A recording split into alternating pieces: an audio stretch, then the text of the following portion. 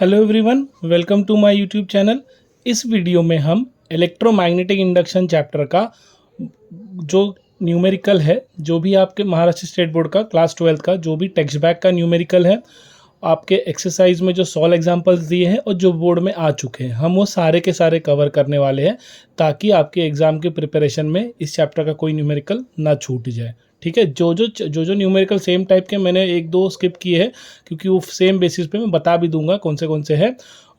लेकिन आप इतना प्रिपेयर कर लीजिए तो आपका एग्ज़ाम में शॉर्ट मार्क्स अच्छे आ जाएंगे, क्योंकि बोर्ड एग्ज़ाम में जनरली इस चैप्टर से 2 मार्क्स के या 3 मार्क का एक न्यूमेरिकल तो हर एग्ज़ाम में आ ही जाता है, और जो आए हुए क्वेश्चन से मैं उसमें सॉल्व करा दूंगा। ठीक है, इसका टोटल वेटेज है 5 to 7 मार्क्स बोर्ड एग्जाम के लिए, क्लास 12 के लिए। तो चलिए शुरू करते हैं।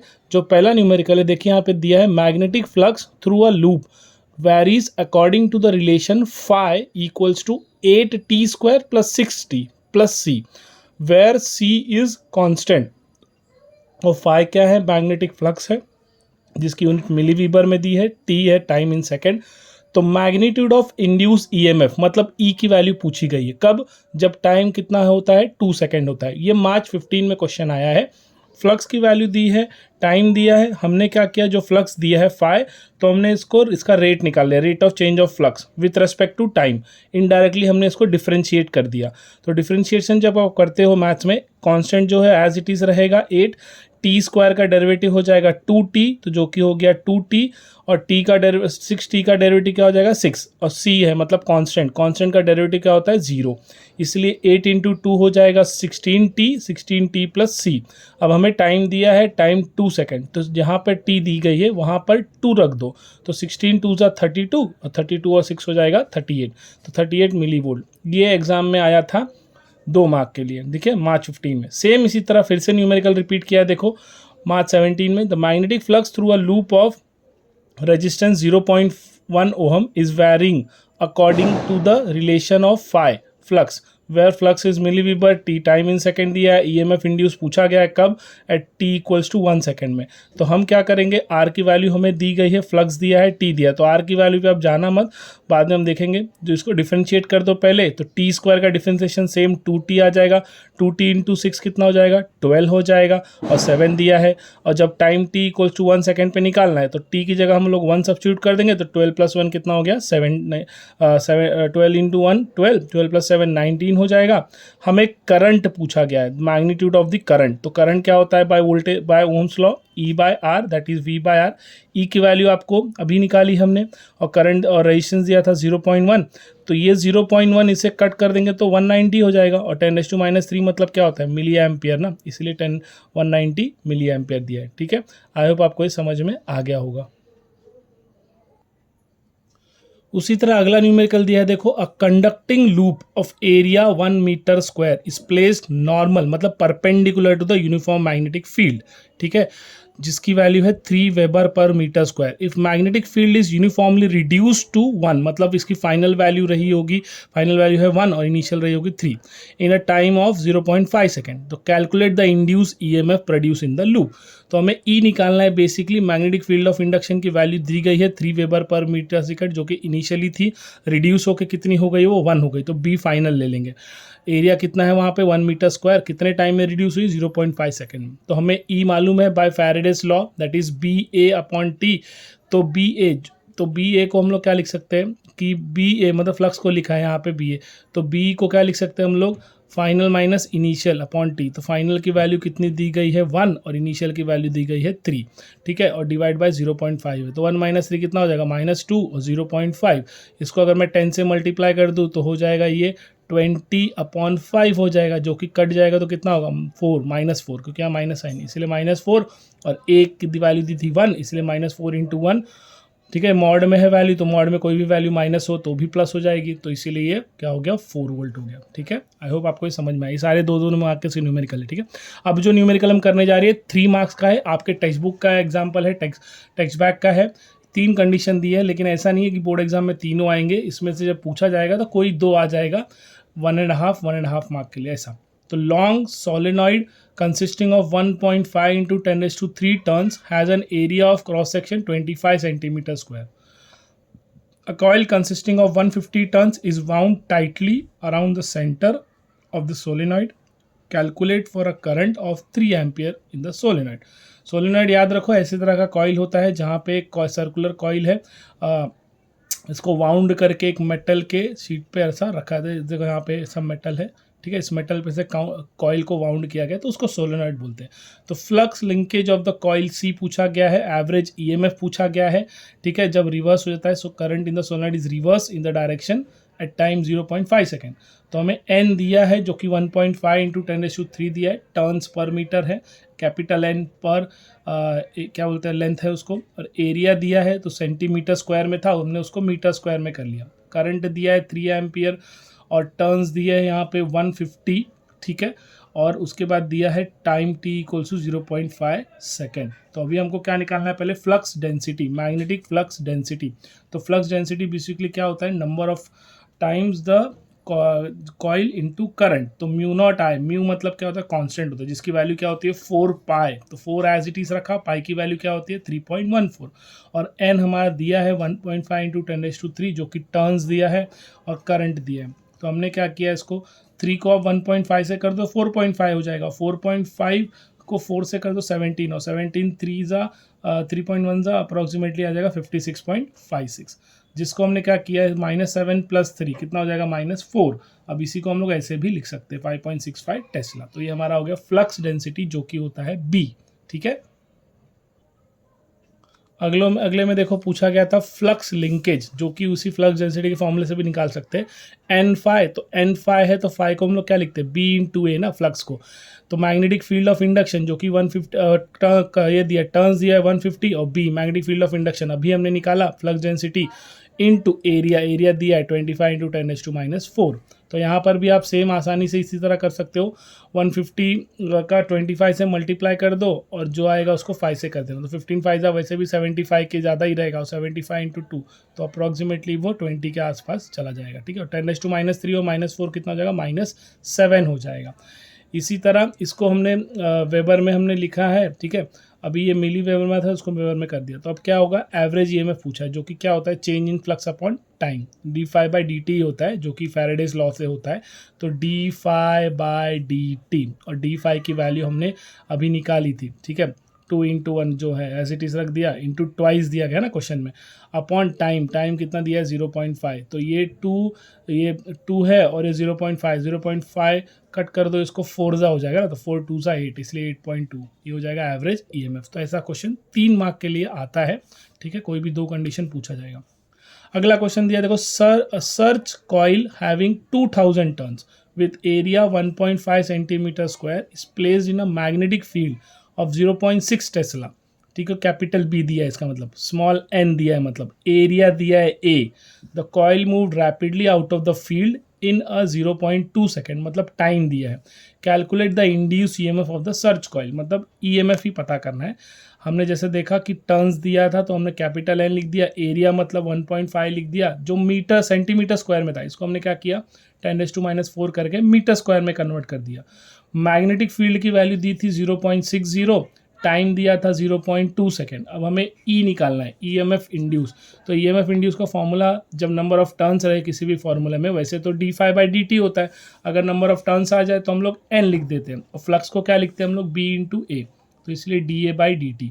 तो n दिया है टर्न्स 2000, b की वैल्यू दी गई है 0.6, और डेल्टा ए दिया है 1 फाइनल माइनस इनिशियल ना, तो कट कितना हो गया 1.5. तो इनिशियल तो उसको 0 रहा होगा, ठीक है. इनिशियल इसका 0.0 रहा होगा एरिया. तो 1.5 10⁻⁴ हमने फाइनल ले लिया, -0 इनिशियल ले लिया, अपॉन टाइम कितने में 0.2 सेकेंड में, 0.2 सेकेंड में, ठीक है. तो हम क्या कर सकते हैं, ये 0.2 से 0.6 कट कर देंगे तो 3 बच जाएगा, है ना. ऐसा कर सकते हैं. और 2 3 जा कितना हो जाएगा 6, और 15 6 जा 90 हो जाएगा. तो उसी तरह वो 0 को कट करके इस 10⁻⁴ से तो आ गया 0.59 वोल्ट. ये आपके टेक्स्ट बुक का सॉल्व एग्जाम्पल है, ठीक है. तो 2 मार्क के लिए आता है. Aircraft of wing span of 150 metre flies horizontally in earth's magnetic field in 6 into 10⁻⁵ tesla. यहाँ पे मीटर में लेंथ दिया है, मतलब टेस्ला दिया है, तो ये क्या दिया है कैपिटल बी दिया है at a speed of 400 metre per second, मतलब वी दिया है. Calculate the EMF generated between the tips of the wing of the aircraft. Aircraft के टिप की जो विंग होती है उसमें कितना है, तो E निकालना है बेसिकली।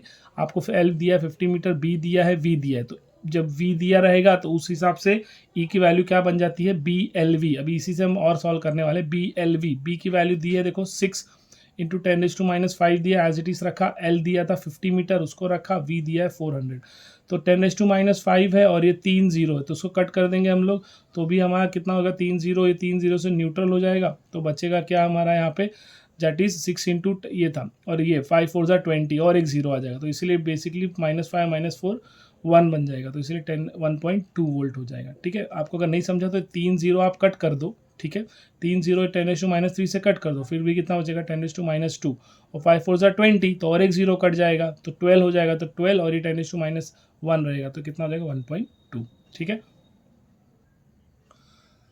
सेम देखिए उसी तरह एक मिलता जुलता वापस हॉरिजॉन्टल वायर है, कितना मीटर है, 20 मीटर है long, extending from east to west, is falling with a velocity of 10 metre per second, perpendicular to earth's magnetic field of 0.5 into 10⁻⁴। What is the value of induced EMF in the wire? एक wire है जो कि east to waste है, इसकी तरह से गिर रहा है और वो अर्थ के मैग्नेटिक फील्ड के कैसे है, परपेंडिकुलरली ही गिर रहा है। ठीक है, उसकी मैग्नेटिक फील्ड दी गई है, तो हमें क्या पता क्या गया, बोला है E की वैल्यू निकालने, तो लेंथ दिया है और कैपिटल B दिया है, V भी दिया है और परपेंडिकुलर है, नॉर्मल है ना, normal to earth magnetic field. Word देखो नॉर्मल, एग्जाम में यही चीज़ आपको याद रखनी, नॉर्मल है तो इसलिए थीटा क्या रहेगा हमारा 90 रहेगा, परपेंडिकुलर। तो जब थीटा आ जाए तो फॉर्मूला क्या बन जाता है EMF इंड्यूस का, BLV साइन थीटा। B की वैल्यू 0.5 देखो दिया है 10⁻⁴ और L की वैल्यू 20 मीटर दी है, V की वैल्यू 10 मीटर पर सेकेंड दी है, थीटा हमारा 90 नॉर्मल दिया गया, साइन 90, साइन 90 क्या होता है वैसे 1 होता है। अब ये 20 इंटू यहाँ 1 0 2 0, तो 2 0 से तो कट जाएगा, तो बचेगा 10⁻²। ठीक है, और 0.5 और 2 इंटू 0.5 वापस क्या क्या हो जाएगा, ये 2 है इंटू 0.5 है, तो 2 5 क्या करते हैं हम 10 कर सकते हैं ना, तो वापस एक 10 यहाँ बचेगा, 10 इंटू 10⁻³ कितना हो जाएगा, और दैट विल बी 10⁻²। ठीक है, और 10⁻² को हम लोग मतलब इसको 10 इंटू 10⁻3, तो उसको मिली वोल्ट में लिखना है, इसीलिए हम लोग ने इसको 10 ही लिख दिया। ठीक है, क्योंकि मिली वोल्ट में पता है ना 10⁻³ लिखते हैं, या 10⁻³ वोल्ट भी लिख सकते थे आप, ऐसा भी। ठीक है, अभी उसी तरह दिया है देखो, तो VLB साइन थीटा वही वापस है। अब इसी तरह क्वेश्चन देखो घुमा के थोड़ा इस साल पूछा था 23 में 3 मार्क के लिए, क्या पूछा गया, वायर 5 मीटर लॉन्ग जो 20 मीटर दिया था, supported horizontally at a height of कितना 15 metre along east west direction, when it is about to hit the ground calculate the average EMF induce. तो H दिया है, L दिया है, G दिया है, तो फ्री फॉल है, वायर गिर रहा है, फ्री फॉल, तो फ्री फॉल की वेलोसिटी क्या होती है 2gh होता है, जो कि हमने रोटेशनल डायनामिक्स में पढ़ा है फर्स्ट चैप्टर में।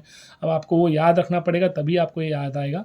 ठीक है, 2gh, 2 इंटू जी की वैल्यू दिया है 10, नहीं दिया है तो हम लोग जी, यहाँ पे जी की वैल्यू दी है 10 हमने ले ली। H कितना दिया है 15 मीटर से, अब 15 10 का कितना हो जाएगा, 2 10 का 20 हो जाएगा, 2300 हो जाएगा, और उसको हम लोग ऐसा भी लिख सकते हैं 17.32। ठीक है, अब EMF इंड्यूस पूछा है तो हमें V मिल गया है BLV, तो B की वैल्यू जो अर्थ की मैग्नेटिक फ्लक्स डेंसिटी होती है वो कांस्टेंट होती है 3.6 10⁻⁵। ठीक है, तो ये यहाँ पे 3.6 हमने लिख दिया, और 5 एज इट इज रहेगा क्योंकि ये 5 मीटर लॉन्ग है, और V दिया है 17.32, दोनों को मल्टीप्लाई कर दो, 17.32 को अगर 5 से कर देंगे तो 86.6 आ जाएगा, जिसको हम लोग 3.6 से करेंगे तो आ जाएगा 3.116।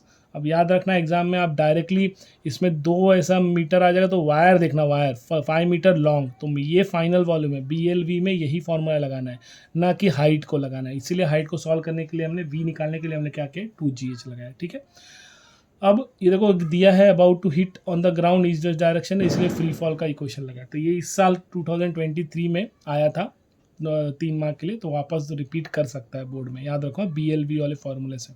ठीक है, आई होप आपको समझ में आया होगा। अगला क्वेश्चन देखो दिया है, the self inductance of a closely wound coil of 200 turns, मतलब नंबर ऑफ टर्न्स दिया है इस 10 मिली हेनरी। सेल्फ इंडक्शन को हम लोग जो लोड कॉइल होता है L से देंगे हम लोग, मिली हेनरी दिया। Determine the value of magnetic flux, मतलब फाई पूछा गया है, the cross section of the coil when the current passing through the coil is 4 milli ampere. तो L दिया है सेल्फ इंडक्टेंस, उसको हमने मिली हेनरी में था, हमने हेनरी में कर दिया, इसलिए 10⁻⁻3। नंबर ऑफ टर्न्स दिया है 200, का करंट दिया है 4 मिली एम्पियर, उसको हम लोगों ने एम्पियर में कर दिया। ठीक है। अब इसमें हमें मैग्नेटिक फ्लक्स निकालना है, तो सेल्फ इंडक्टेंस के लिए फॉर्मूला हमको पता है, L इंटू आई होता है, तो L एज इट इज रखा जो कि दिया है milli henry, 10 milli Henry.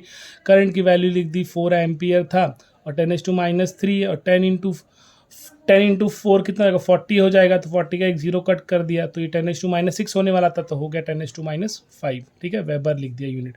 Flux पर टर्न दिया, तो फ्लक्स हमने निकाल लिया, और हम लोग ये दिया था नंबर ऑफ टर्न्स कितना 200, तो 10⁻5 है, ये 2 से इसको कट कर दो, तो 2 इंटू 10⁻5 जो है, लेकिन जो जीरो है 10⁻2 ये ऊपर चला जाएगा तो -2 हो जाएगा, इसलिए 5 और -2 कितना हो गया -7 हो गया। ठीक है, तो 3 मार्क के लिए आ सकते हैं।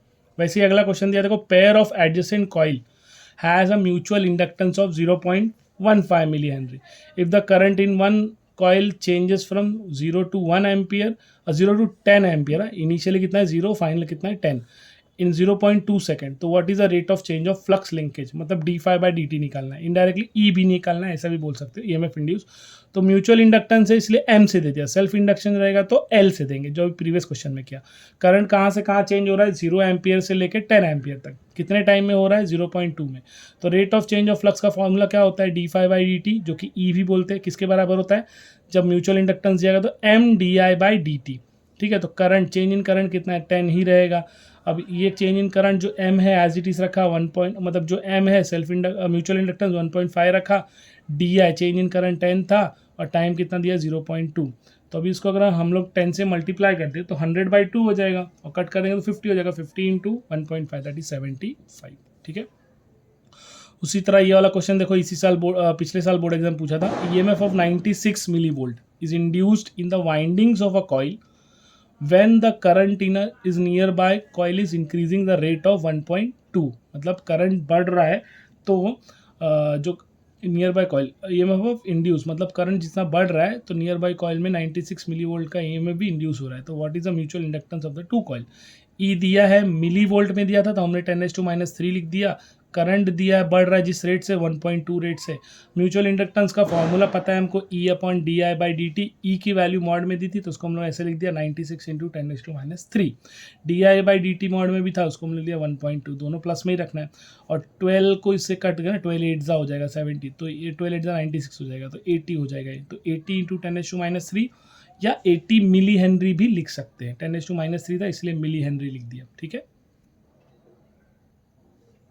अब उसी तरह दे देते हो, two coils having self inductance 75 milli henry and 55 milli henry are coupled with each other, coefficient of coupling is 0.75, calculate mutual inductance of the coil. तो पहला कॉइल का 75 मिली हेनरी है, दूसरे कॉइल का 55 मिली हेनरी है, और के दिया है कोएफिशिएंट ऑफ कपलिंग 0.75। तो कोएफिशिएंट ऑफ कपलिंग के लिए म्यूचुअल इंडक्टेंस का फॉर्मूला होता है के L1 इंटू L2, तो के का वैल्यू दिया है, L1 दिया है, L2 दिया है, यहाँ मैंने लॉग से निकाल के सिखा दिया, प्रीवियस वीडियोस में भी सिखा चुका हूँ आपको, लॉग वैल्यू निकाल के आप तो ये दोनों को स्क्वायर रूट में, इसलिए 1/2, मतलब 1/2 से इसको मल्टीप्लाई करके लॉग वैल्यू को ऐड करके सब्ट्रैक्ट कर देना, तो आ जाएगा एंटी लॉग 68 का 2 3 देख लेना, तो आपको आ जाएगा 4811। तो ये डेसिमल के पहले 1 है, तो इसलिए 1 + 1 2, तो 48.1 मिली हेनरी। ठीक है, इसको देख लेना, प्रीवियस वीडियो से मैंने सिखा दिया है कि लॉग कैसे करते हैं और सॉल्व भी कराया। वैसे दिया है, two inductor coils with inductance 10 milli henry and 20 milli henry are connected in series, what is the resultant inductance of a combination of two coils. तो दो कॉइल है सीरीज में कनेक्ट करे गए हैं, ये मार्च 22 में लास्ट ईयर पूछा गया था 1 मार्क के लिए। तो रिजल्टेंट कॉइल क्या हो जाएगा जब सीरीज में, तो L1 + L2, बस 10 और 20 ऐड कर देना 30 है। उसी तरह दिया है, ठीक है, बहुत सिंपल सा था जो 22 में पूछ दिया था, primary and secondary of a transformer each having inductance कितना 200 इंटू 10⁻600, मतलब 200 micro henry. The mutual inductance between the winding is 4 into 10⁻6 milli henry, मतलब micro henry. What percentage of the flux from one coil to other increases. तो ये text book का आपका है question है, 200 micro Henry दिया था, 4 म्यूचुअल इंडक्टेंस भी दिया है 4 माइक्रो हेनरी। तो हमने क्या किया, फॉर्मूला पता है परसेंटेज फ्लक्स ट्रांसफर का, M/L, mutual inductance by self inductance. Mutual inductance को लिखा ऊपर, सेल्फ इंडक्टेंस को नीचे, 10⁻6 कैंसिल, 2 0 से गया, और ये से 2 आ जाएगा, तो 2% हो जाएगा। ठीक है, तो ये कंप्लीट हो गया आपका चैप्टर। जितने न्यूमेरिकल आप उतने कर लो, एग्जाम में कोई ना कोई आपको फंस जाएगा जरूर, 2 मार्क के लिए 3 मार्क के लिए, इससे ज़्यादा मुझे नहीं लगता कोई अदर फॉर्मूले पे पूछा जाएगा। मैंने पूरा ट्राई किया है कि प्रीवियस ईयर्स के और जो आने वाले क्वेश्चन जैसे प्रेडिक्टेड है, या तो 16 एग्जाम्पल के और या तो अनसॉल्व, मैंने सारे करा दिए हैं। आई होप आपको ये वीडियो अच्छा लगेगा। प्लीज़ लाइक कीजिए और शेयर कीजिए मैक्सिमम स्टूडेंट्स के साथ। एग्ज़ाम आ रहा है। Thank you and happy Diwali.